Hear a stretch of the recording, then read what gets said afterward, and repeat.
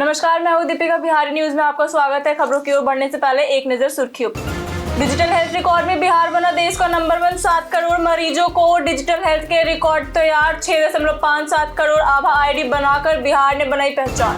बिहार में बनेंगे 2 नए इंडस्ट्रियल पार्क। मुजफ्फरपुर दरभंगा को मिली विकास की बड़ी सौगात। 12,000 युवाओं के लिए खुलेंगे रोजगार के नए अवसर। 20 साल में बदलेगी पाटलिपुत्र की तस्वीर। मास्टर प्लान 2047 से मिलेगा आधुनिक शहर का स्वरूप। स्मार्ट सुविधाओं से लैस होगा पटना का नया नगर। 1 करोड़ परिवारों को मिलेगा नया राशन कार्ड। 125 यूनिट बिजली पर राहत। 25 लाख घरों में सोलर। गरीबों को जमीन वापस। 3,000 प्रोफेसर की होगी भर्ती। एडन मार्करम ने तोड़ी कप्तानी पर चुप्पी एलएसजी की कमान। किसे बड़ी अटकलें, पंत के बाद किसे मिलेगी जिम्मेदारी। इसी के साथ बढ़ते हुए शाम तक की बड़ी खबरों की ओर विस्तार से। नितिन नवीन की सीट पर प्रशांत किशोर ने बनाई बड़ी बढ़त। बीजेपी के राष्ट्रीय अध्यक्ष नितिन नवीन की सीट पर जनसुराज के संस्थापक प्रशांत किशोर ने बढ़त बनाई रखी है। न्यूज लिखे जाने तक 27वें राउंड की मतगणना तक प्रशांत किशोर लगभग 16,000 वोटों से आगे चल रहे हैं। बीजेपी के नीरज सिन्हा दूसरे स्थान पर है, जबकि राजद की रेखा गुप्ता पीछे है। शुरुआती राउंड से ही जनसुराज ने लगातार बढ़त कायम रखी है। बढ़त के साथ ही पार्टी कार्यकर्ताओं में उत्साह का माहौल है और विभिन्न स्थानों पर जश्न मनाया जा रहा है। सोशल मीडिया पर भी जनसुराज और प्रशांत किशोर चर्चा का केंद्र बने हुए हैं। डिजिटल हेल्थ रिकॉर्ड में बिहार बना देश का नंबर 1। बिहार ने डिजिटल स्वास्थ्य सेवाओं के क्षेत्र में बड़ी उपलब्धि हासिल की है। आयुष्मान भारत डिजिटल मिशन के तहत मरीजों का डिजिटल स्वास्थ्य रिकॉर्ड तैयार करने में राज्य देश में पहले स्थान पर पहुंच गया है। अब तक करीब 7 करोड़ मरीजों का ऑनलाइन हेल्थ रिकॉर्ड तैयार किया जा चुका है। अस्पतालों की ओपीडी में QR कोड स्कैन कर मरीजों का पंजीकरण और इलाज का पूरा रिकॉर्ड डिजिटल रूप से सुरक्षित किया जा रहा है। इसके साथ ही राज्य में 6.57 करोड़ आभा आईडी भी बनाई जा चुकी है। स्वास्थ्य विभाग ने सभी सरकारी अस्पतालों और मेडिकल कॉलेजों में इस व्यवस्था को प्रभावी ढंग से लागू करने के निर्देश दिए हैं। बिहार में बनेंगे 2 नए औद्योगिक पार्क। बिहार सरकार ने मुजफ्फरपुर और दरभंगा में 2 प्लग एंड प्ले औद्योगिक पार्क विकसित करने के लिए केंद्र को प्रस्ताव भेजा है। इसके लिए मुजफ्फरपुर के पारू में 700 एकड़ और दरभंगा के बहादुरपुर में 350 एकड़ भूमि चिन्हित की गई है। प्रस्ताव मंजूर होने पर राज्य को लगभग 1,050 करोड़ रुपए की सहायता मिल सकती है। इन पार्कों से करीब 12,000 लोगों को प्रत्यक्ष और अप्रत्यक्ष रोजगार मिलने की संभावना है।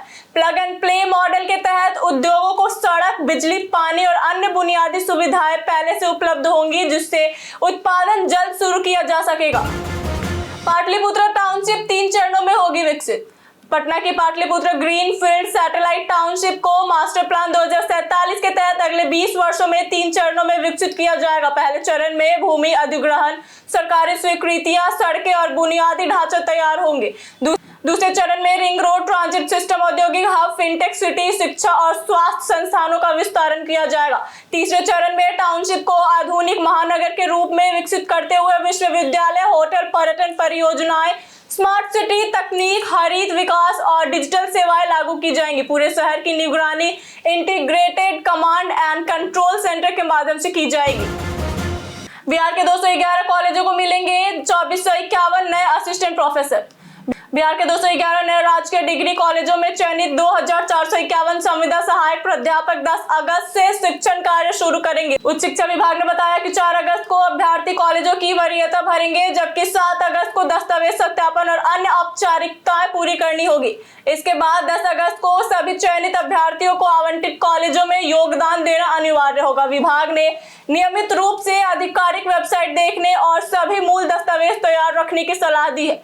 कुल 2,535 पदों के विरुद्ध 2,451 अभ्यर्थियों का चयन हुआ है, जबकि 81 पद रिक्त रह गए।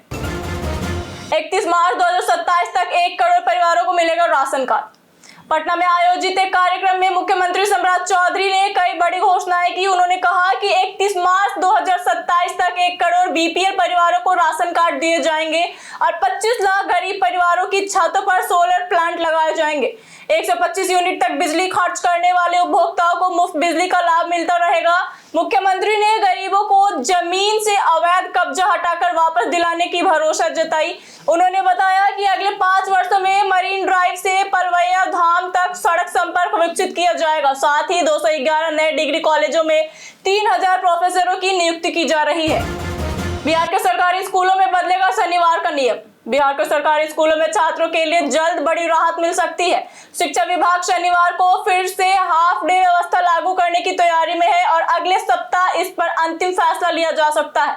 नई शिक्षा नीति 2020 के तहत बच्चों पर पढ़ाई का दबाव कम करने और खेल, कला और रचनात्मक गतिविधियों को बढ़ावा देने के उद्देश्य से यह व्यवस्था लागू होगी। फिलहाल शनिवार को बैगलेस डे मनाया जाता है। प्रस्तावित बदलाव के बाद आधे दिन पढ़ाई और बाकी समय खेल, पेंटिंग, संगीत तथा अन्य गतिविधियां कराई जाएंगी। यह नियम सभी सरकारी स्कूलों में लागू होगा। 650 रिसर्च छात्रों को हर महीने 15,000 रुपए की फेलोशिप। बिहार सरकार राज्य के 17 विश्वविद्यालय और 4 शोध संस्थानों में पहली बार मुख्यमंत्री डॉक्टरल फेलोशिप योजना लागू करने जा रही है। इसके तहत हर वर्ष 650 पीएचडी छात्रों को शोध के लिए प्रति माह 15,000 रुपए तक का वित्तीय सहायता 3 वर्षों तक मिलेगा। योजना पर करीब 11.7 करोड़ रुपए खर्च होंगे। शोधार्थियों का चयन ऑनलाइन प्रक्रिया के माध्यम से होगा और रिसर्च कार्य की निगरानी के लिए विशेष समितियां बनाई जाएगी। सरकार का लक्ष्य शोध और नवाचार को बढ़ावा देकर उच्च शिक्षा को राष्ट्रीय और अंतर्राष्ट्रीय स्तर पर मजबूत बनाना तथा युवाओं को अनुसंधान के लिए प्रोत्साहित करना है। शिक्षक कर्मचारी 10 अगस्त को करेंगे बड़ा प्रदर्शन। बिहार सरकार के प्रस्तावित विश्वविद्यालय अधिनियम 2026 के विरुद्ध में विश्वविद्यालय और महाविद्यालय शिक्षक शिक्षकेतर कर्मचारी संयुक्त संघर्ष मोर्चा ने राज्यव्यापी आंदोलन का ऐलान किया है। 5 से 8 अगस्त तक शिक्षक और कर्मचारी काला बिल्ला लगाकर विरोध जताएंगे। 10 अगस्त को सामूहिक अवकाश लेकर विश्वविद्यालय मुख्यालयों पर धरना प्रदर्शन किया जाएगा। वहीं 11 से 25 अगस्त तक प्रतिदिन विरोध सभा, नारेबाजी और जन जागरण अभियान चलाया जाएगा। संघर्ष मोर्चा का कहना है कि नया अधिनियम विश्वविद्यालयों की स्वतंत्रता, कार्य प्रणाली और शैक्षणिक आजादी पर गंभीर असर डालेगा, इसीलिए इसे वापस लेने की मांग की गई है। पटना के शिवालयों में उमड़ी भक्तों की बड़ी भीड़। सावन की पहली सोमवारी पर राजधानी पटना समेत पूरे बिहार के शिवालयों में सुबह से ही श्रद्धालुओं की भारी भीड़ उमड़ पड़ी है। रुक रुक कर हो रही बारिश के बीच भक्तों ने हर हर महादेव और बोलबम के जय घोष के साथ भगवान शिव का जलाभिषेक किया। उत्तरा भाद्रपद नक्षत्र और सुकर्मा योग के विशेष संयोग में शिव आराधना का महत्व और बढ़ गया है। आज से 16 सोमवारी व्रत और मिथिलांचल का लोक पर्व मधुश्रावणी भी शुरू हो गया है। मंदिरों में विशेष सजावट, रुद्राभिषेक और भजन कीर्तन का आयोजन किया गया। श्रद्धालुओं ने दूध, गंगाजल, बेलपत्र अर्पित कर सुख, समृद्धि और कल्याण की कामना की।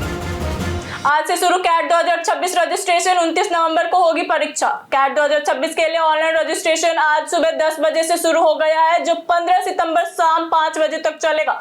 परीक्षा 29 नवंबर को आयोजित होगी। अभ्यर्थियों को आवेदन करते समय व्यक्तिगत, शैक्षणिक और आरक्षण संबंधी सभी विवरण सावधानी पूर्वक भरने की सलाह दी गई है। विशेषज्ञों ने अंतिम तिथि का इंतजार न करने और केवल आधिकारिक वेबसाइट पर उपलब्ध जानकारी पर भरोसे करने को कहा है।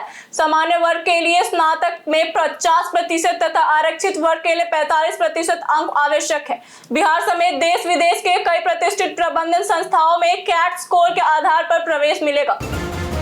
बिहार में भ्रष्ट अफसरों पर कार्रवाई हुई तेज। बिहार में भ्रष्टाचार के खिलाफ निगरानी ब्यूरो की कार्रवाई तेज हो गई है। अब औसतन हर 1.5 दिन में किसी न किसी भ्रष्ट अधिकारी या कर्मचारी के खिलाफ एफआईआर दर्ज की जा रही है। वर्ष 2026 में जनवरी से जुलाई के बीच 129 कार्य दिवसों में 80 मामले दर्ज किए गए।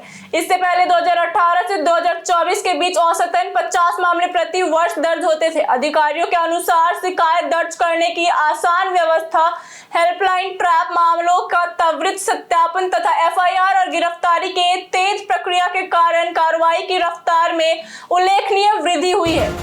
बेऊर जेल के 5 निलंबित अफसरों पर एफआईआर दर्ज। पटना के आदर्श केंद्रीय कारा बेऊर से बड़ी खबर सामने आई है। जेल अधीक्षक की शिकायत पर 5 निलंबित जेल अधिकारियों के खिलाफ बेऊर थाने में एफआईआर दर्ज की गई है। आरोप है कि सभी अधिकारी बिना अनुमति जेल परिसर में दाखिल हुए और सरकारी अभिलेखों से छेड़छाड़ करते रहे। यह मामला 20 जून की औचक छापेमारी में सामने आई अनियमितताओं से जुड़ा है। 25 जुलाई को एक निलंबित असिस्टेंट जेलर ने प्रभार सौंपने का आवेदन दिया, लेकिन जांच में विरमण पत्र नहीं मिला। बिहार जेल मैनुअल 2012 के तहत ऐसा प्रवेश प्रतिबंधित है। पुलिस अब सभी आरोपियों से पूछताछ करेगी। चलती ट्रेन में आग, सहरसा में टला बड़ा हादसा। हादसा। बिहार के सहरसा जिले से बड़ी खबर सामने आई है। सिमरी बख्तियारपुर रेलवे स्टेशन पर सोमवार तड़के सहरसा समस्तीपुर पैसेंजर ट्रेन में अचानक आग लग गई। देखते ही देखते आग इंजन समेत 3 बोगियों तक फैल गई, जिससे यात्रियों में अफरा तफरी मच गई। हालांकि सभी यात्री समय रहते ट्रेन से सुरक्षित बाहर निकल गए और बड़ा हादसा टल गया। सूचना मिलते ही फायर ब्रिगेड और रेलवे अधिकारी मौके पर पहुंच गए तथा कड़ी मशक्कत के बाद आग पर काबू पाया गया। घटना के कारण कुछ ट्रेनों का परिचालन प्रभावित रहा। फिलहाल रेलवे आग लगने के कारणों की जांच कर रहा है। ऋषभ पंत के बाद कौन संभालेगा एलएसजी की कमान? ऋषभ पंत के कप्तानी छोड़ने के बाद लखनऊ सुपर जायंट्स के नए कप्तान को लेकर अटकलें तेज है। इस बीच साउथ अफ्रीका के स्टार बल्लेबाज एडन मार्करम ने कहा कि उन्हें कप्तानी को लेकर कोई जानकारी या चिंता नहीं है। उन्होंने कहा कि टीम मैनेजमेंट जिसे भी जिम्मेदारी देगा वह उसे बेहतर ढंग से निभाएगा। मार्करम फिलहाल द 100 टूर्नामेंट में मैनचेस्टर सुपर जायंट्स की कप्तानी कर रहे हैं। उन्होंने कहा कि उनका पूरा ध्यान अपने प्रदर्शन और टीम की सफलता पर है। हालांकि क्रिकेट विशेषज्ञ उन्हें एलएसजी कप्तानी का मजबूत दावेदार मान रहे हैं।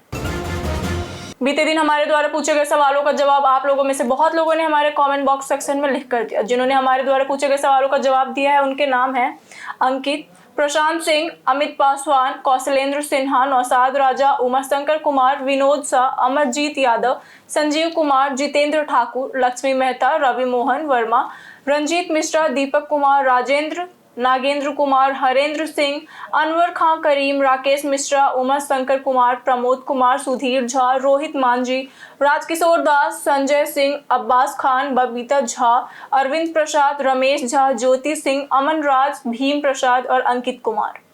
इसी के साथ बढ़ते हैं आज के सवाल को। और आज का सवाल है, क्या गाँव में स्वास्थ्य सुविधाएं पर्याप्त है? आप अपना जवाब हमें हमारे कमेंट बॉक्स सेक्शन में लिखकर जरूर बताएं। आज के लिए बिहार के तमाम खबरों के साथ बने रहने के लिए देखते रहिए बिहारी न्यूज। और साथ ही अगर आप यूट्यूब चैनल पर देख रहे हैं तो चैनल को सब्सक्राइब जरूर करें। अगर आप हमारे फेसबुक पेज पर देख रहे हैं तो पेज को लाइक और फॉलो जरूर करिए। धन्यवाद।